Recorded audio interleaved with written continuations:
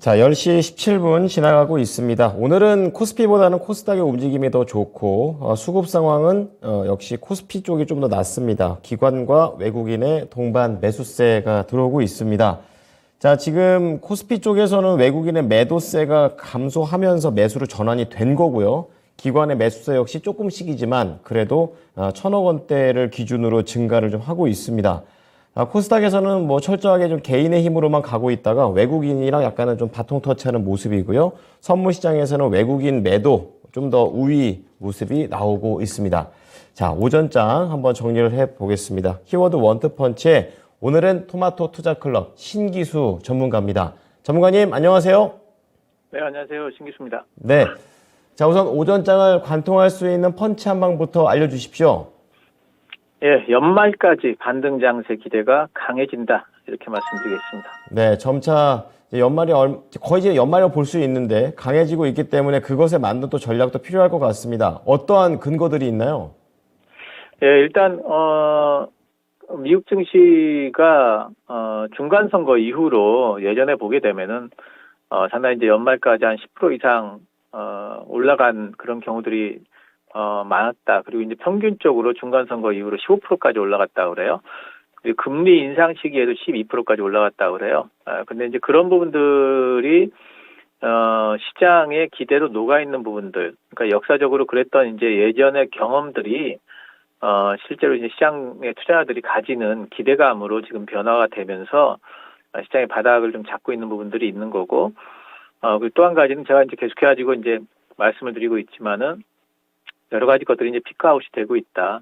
인플레이션은 정점을 찍은 것 같고, 또 연준의 멘션 피크아웃 말씀을 제가 이제 벌써 예전에 이제 한 달 전부터 말씀을 좀 드렸고, 또 이제 11월 달에 FOMC 때 이제 금리 상승의 상승 폭의 피크가 나왔다라고 보기 때문에 여러 가지 것들이 이제 폭 피크가 나오게 되면은 그러면 이제 주가는 바닥을 잡고, 주가 바닥을 잡았다라는 심리 플러스 그런 이제 중간선거 이후에 시장이 올라갈 거라는 기대감, 이런 것들이 시장을 생각보다 더 많이 올릴 수도 있다. 이렇게 이제 일단 보고 있고요. 와 관련해 가지고 어제 뭐 미국 시장의 이제 여러 가지 뉴스들을 보니까 공화당의 우세를 점치는 것 같아요. 잘하면은 상원 의원, 또 이제 상원 하원 할 것 없이 양원에서 전부 다 어쩌면 공화당이 우세할 수도 있다라는 이제 그런 전망들이 좀 많이 나오고 있는데, 지금 미국 시장은 공화당이 승리할 경우 그를 있는 것 같습니다. 이제 왜냐하면은 그동안에 민주당에 대해서 여러 가지 것들의 불만들이 많지만 제일 큰 게 이제 경기와 관련된 불만이죠. 금리가 계속 올라가면서 부동산 가격 떨어지고, 또 이제 뭐 이자 많이 내야 되니까 상당히 좀 힘들어지고, 거기다 플러스 해가지고 요 근래에 보게 되면은 아직까지 고용이 탄탄하다 할지라도 또 뭐 이제 메타라든가 뭐 트위터라든가 굉장한 감원들을 하고 있고, 인텔도 감원 벌써 시작했고, 여러 가지 것 본다면은 이제 고용도 나빠질 것 같고, 이제 이런 여러 가지 것들이 아무래도 이제 주식시장에서는 불만으로 자리 잡기 때문에 공화당이 오게 되면은 그래도 연준을 좀 압박을 하지 않을까, 금리 상황이 좀 안정화 좀 되지 않을까, 또 금리 인상되는 기조를 막을 뿐만 아니라 어쩌면 금리 하락까지도 빨라질 수도 있지 않을까, 이런 것들에 대한 이제 기대감들이 좀 있는 거고요. 또 한 가지는 이제 미국의 이제 부자들 같은 경우에는 이제 국채를 사는 사람들이 되게 많은데, 요즘에 보면은 이제 금리 인상 기조 때문에 국채가 가격이 굉장히 많이 빠졌죠. 물론 국채 금리가 이제 반대로 올라가 버렸습니다만은, 지금 이제 바이든 정부가 지금 지출하려고 하고 있는 IRA 이 지출을 하려면은 결국엔 또 국채 발행을 해야 되거든요. 근데 이제 그런 부분에 대한 지출을 공화당이 제지를 할 수 있다면은, 그럼 국채 발행 이제 양이 좀 줄어들기 때문에 국채 가격이 좀 안정화되는데도 도움이 되지 않을까, 뭐 이런 기대들이 미국 시장에 좀 묻어 있으면서 공화당의 우세가 뭐 미국 시장의 주식 시장에는 어쨌든 뭐 악재가 되지는 않을 걸로 이제 보고 있습니다. 또 달러가 이제 그런 여러 가지 기대로 인해 가지고 달러가 하락을 했죠. 달러 차트를 잠깐 좀 보시면은요, 달러가 하락을 하는데 이제 모양새가 이번에 나왔던 저점을 깨게 되면은 이제 109.5 정도를 깨게 되면은 그러면 형태상으로 이제 하락 형태가 돼요. 고점이 낮아지고 있고 저점까지도 낮아지고 있는 이런 형태가 되겠죠. 그래서 이런 하락 형태가 되게 되면은 그러면 하락 추세에 진입을 하게 되고 오늘 우리 시장이 뭐 환율 빠지고 있으면서 61선을 지금 하회하고 있기 때문에 원달러 환율도 꺾이고 있는 모양새가 완연합니다. 그래서 이제는 원달러 환율도 하락을 하게 되면 이런 것들은 달러 하락, 또 원달러 그 환율 하락 이런 것들은 주시장에는 분명히 호재거리가 되겠죠. 그래서 지금 호재가 이제 만들어지고 있다. 악재들이 피크를 치면서 호재들이 이렇게 좀 만들어지고 있는 이런 형태들, 이런 것들을 주목을 해봐야 되겠고요.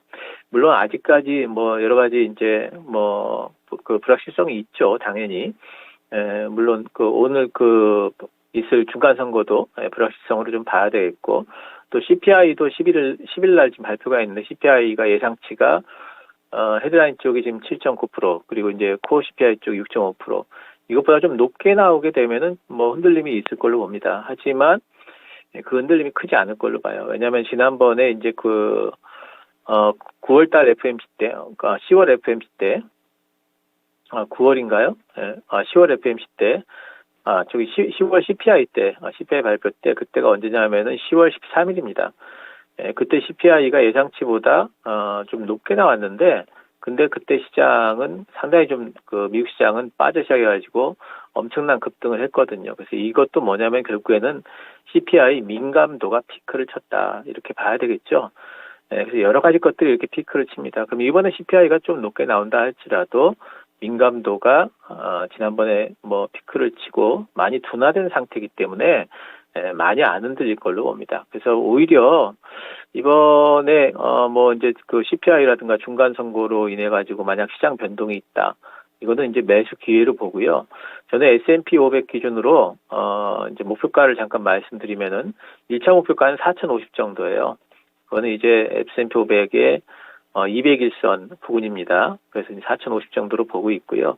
2차 목표가는 얼마 보느냐면은 여기를 200일선을 뛰어넘는다면은 현재 상황으로는 4,100 정도를 뛰어넘는다면은 4,300 정도까지 가능하지 않을까. 그래서 이 정도까지 간다는 얘기는 뭐 우리가 연말 랠리, 크리스마스 뭐 랠리 이런 것들이 가능하지 않을까 이렇게 생각을 하고 있습니다.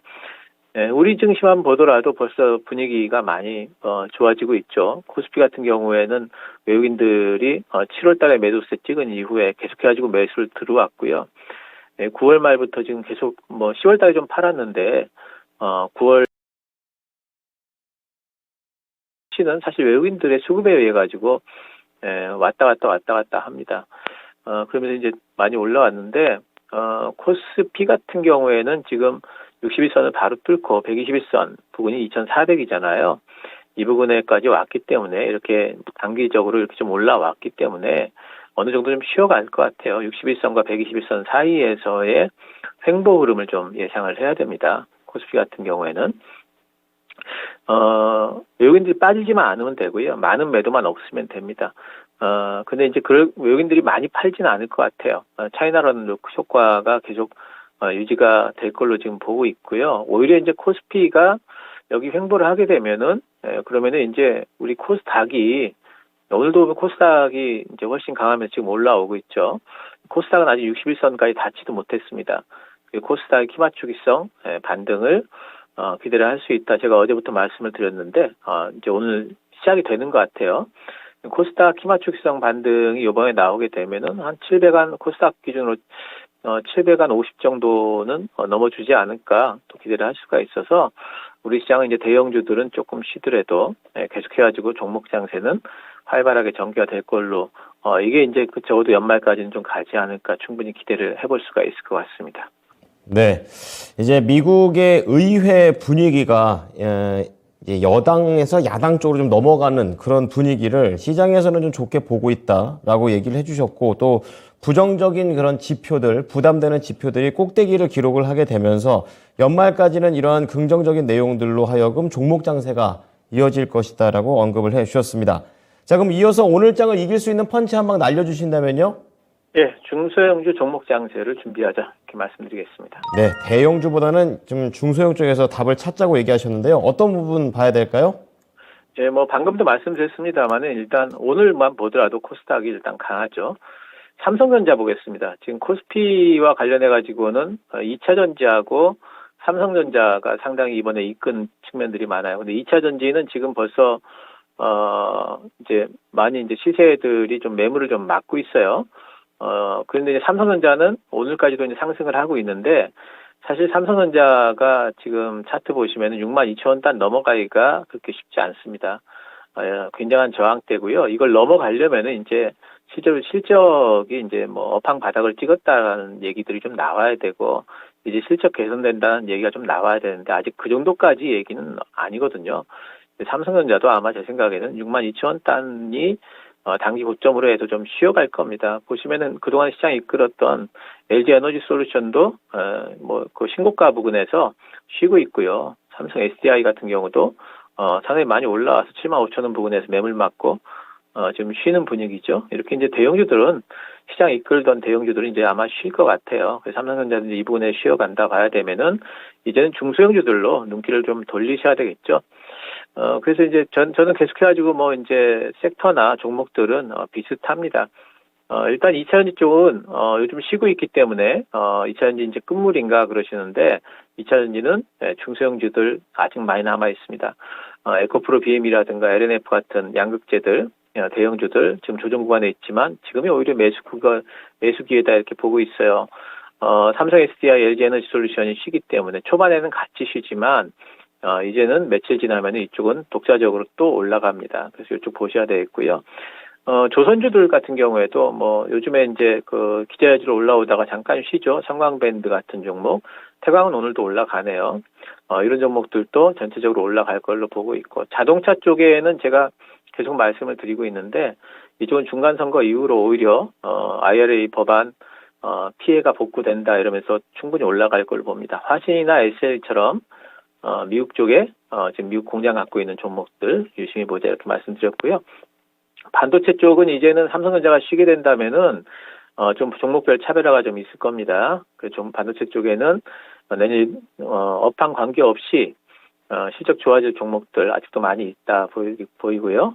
신재생 쪽도 여러분들이 중간선거 이후에 오히려 불확실성 해소로 올라간다 보시면 좋겠습니다. 그리고 이제 모멘텀 섹터들은 뭐 이제 치고 빠지기로 들어갈 수 있는 종목들, 로봇주, 자율주행, 메타버스 이쪽은 같이 보셔야 돼요. 로봇, 자율주행, 메타버스는 같이 움직인다 봐야 되겠고 또 엔터 콘텐츠는 제가 말씀드립니다만은 엔터하고 콘텐츠 그리고 게임 요 세 섹터는 이제 오히려 실적 발표 이후에